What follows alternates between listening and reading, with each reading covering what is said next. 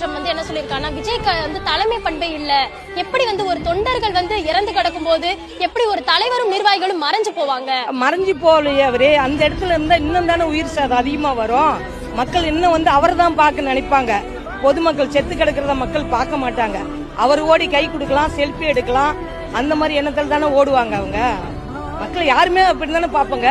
இப்ப காசு கொட்டி கிடக்குதுன்னா நம்ம இப்ப ஒரு உயிர் போச்சுன்னா பாப்பங்க, ஓடி அந்த காசை தானே எடுப்பங்க.